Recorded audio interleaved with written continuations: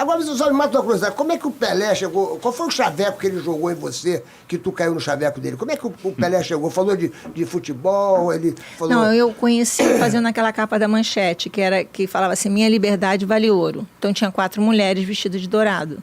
Era para ser uma loira, uma morena, uma ruiva e uma negra. Então a loira eu, a morena Luísa Brunet, a ruiva era... a mãe da Ramona, esqueci o nome dela. Faz mal. E a negra que não quis fazer a foto com ele, não sei o motivo, não sei porquê. Daí botaram a Miss Brasil da época. E ele que inventou essa coisa, que ele queria todo mundo de dourado. A capa que saiu, eu estava sentado perto dele, ele estava todo o corpo virado perto de mim, com a mão em mim e tal. Então as pessoas queriam saber quem era aquela pessoa. Mas ele tinha feito várias fotos com a Luísa mais na frente, eu atrás, não sei o quê, mas aquela capa que saiu desse jeito. E logo depois ele saiu e convidou todo mundo para ir numa boate. Não sei, ali em Copacabana, acho que deve ser, sei lá, alguma boate ali. E eu falei para ele que eu era de menor, que eu tinha que ir com meu irmão, que eu morava em Bento Ribeiro, que eu não sei o quê. E aí, e que meus pais tinham que dar ok, e não sei o que lá. Eu acho que ele já achou aquilo muito estranho, porque eu era considerado símbolo sexual dos anos 80. Tinha tido uma capa anteriormente, que era eu de costas, dizendo símbolo sexual dos anos 80. E aí ele falou... Acho que isso chamou uma atenção, sei lá, foi diferente. Mas depois disso daí, o que aconteceu? O clique mesmo, acho que aconteceu, foi na hora de ir embora, ele me deu um beijo quase na boca, assim, meio de lado, e meu coração meio que bateu forte ali. Eu falei, por que eu estou fazendo isso com esse cara bem mais velho do que eu, conhecido? Quer dizer, não podia gostar de uma pessoa assim, não era uma coisa certa na minha cabeça, entendeu? Tipo, opa, não vai para esse lado. Só que ele insistiu, eu cheguei em casa, já tinha flores para minha mãe, ele mandava coisa para minha mãe, chocolate para minha mãe. Jogou certo, jogou certo, né? Jogou certo, Brian. E ele começou a conversar muito com meu pai, e aí ele ligava dizendo, olha, ele fala sempre na terceira pessoa, o Pelé precisa sair para algum lugar, não sei o que, será que posso convidar a sua filha para acompanhar, já que está todo mundo achando que o Pelé está namorando ela, então... E aí a mãe falou, vai. Ele já tinha conquistado a minha mãe, já tinha conquistado meu pai. Aí eu comecei aí, as pessoas cada vez falando mais, a gente não tinha ficado junto, depois de um mês mais ou menos que a gente começou a ficar junto. E isso foi, eu acho que eu fiz a capa em outubro, em fevereiro mais ou menos que a gente começou a ficar mais próximo. E aí quando eu fiz, quase fazendo 18 anos, que foi em março, que eu comecei a ficar com ele. Então eu fiquei dos meus 23 anos...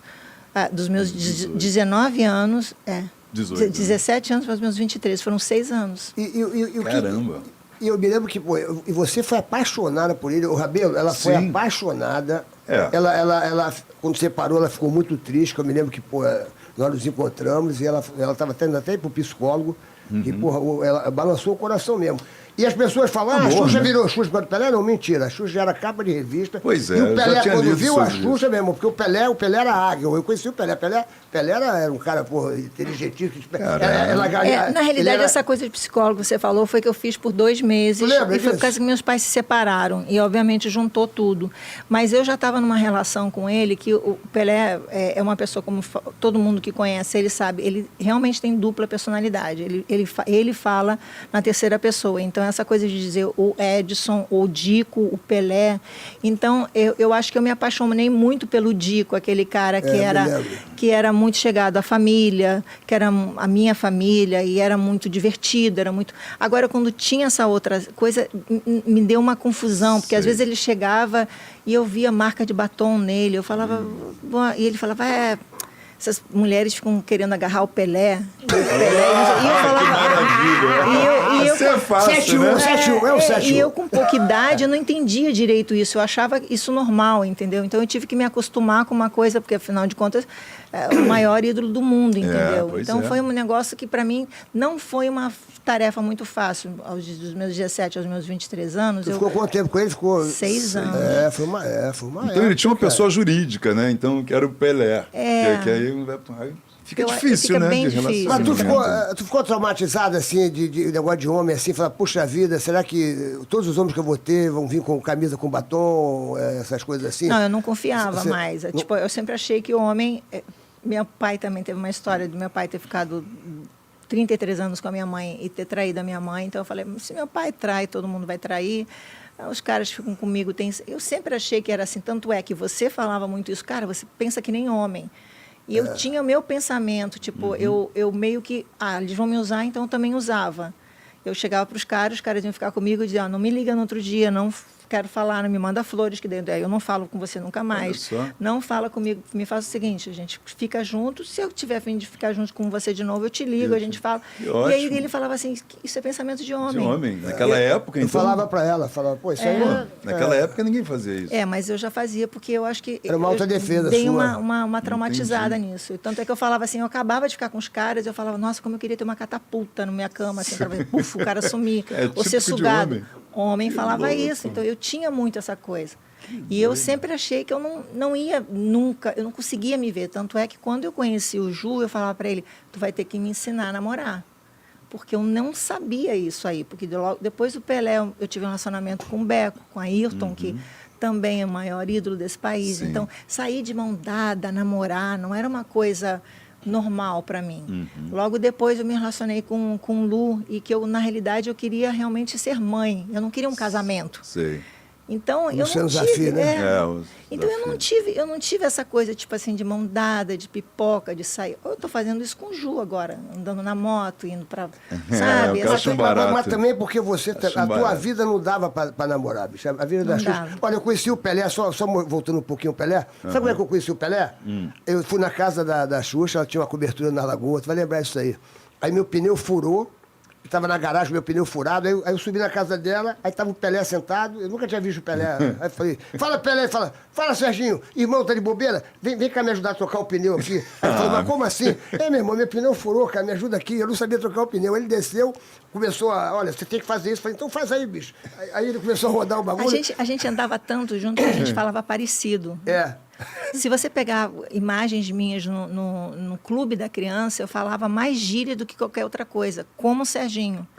E as minhas expressões também não eram femininas, eram bem Sérgio. Tanto é que quando eu comecei a namorar o Pelé, eu estava Cannes, sei lá, eu fui com ele para Cannes, eu acho. E a gente estava na mesa e aí eu levantei e falei, vou pro toalete. Aí ele olhou para mim assim, tava todo mundo, ele falou, você vai para onde, carinha? Ele me chamava de carinha porque eu chamava ele de cara toda hora. Aí ele fala, você vai para onde, carinha? Eu falei, vou no toalete. Aí ele queria que todo mundo ouvisse e falou, aí ele, de novo, fala para eu ouvir mais alto, você vai aonde? Aí eu falei, eu vou mijar. aí ele olhou para mim e falou assim, quem mija é o Sérgio Malandro. Mulher faz xixi. Tipo assim, ele sabia que eu tinha as expressões do Sérgio. Então, era uma situação assim, isso que eu estou te falando. Ele realmente me acompanhou o meu crescimento desde os meus 17 anos, que foi quando eu conheci. Eu conheci o Sérgio de 16 para 17, eu acho que eu nem tinha 17 anos ainda. E o tempo todo, ou seja, eu vou fazer 60 anos ano que vem, e ele continua sendo esse cara que... Tu vai fazer 60? Caramba, tu é mais velha que eu, uns 15 anos.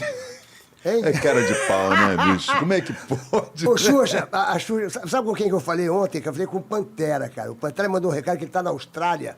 Ele agora é diretor da Elite. É mesmo? Aí ele falou, pô, Malandro, manda a Xuxa mandar um beijo pra Cléo. Cléo é a mulher dele, que é morena dos olhos azuis, e o sonho dela era ter sido Paquita, que ela ficou loura, foi fazer teste de Paquita, era o sonho dela. Aí eu falei, vou mandar o babá. Você lembra a gente indo pra Coroa Grande, eu, Pantera, Maninho...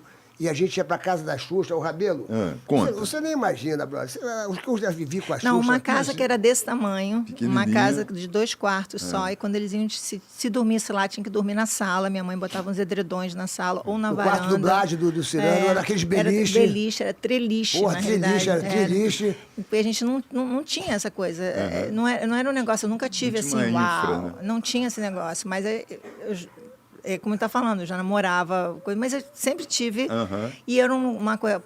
O dinheiro que eu ganhei, eu comprei uma casinha um pouquinho maior em Coroa Grande, sabe? E ele me acompanhou tudo isso daí, entendeu? Pô, vi tudo isso. Mas deixa eu mandar um beijo.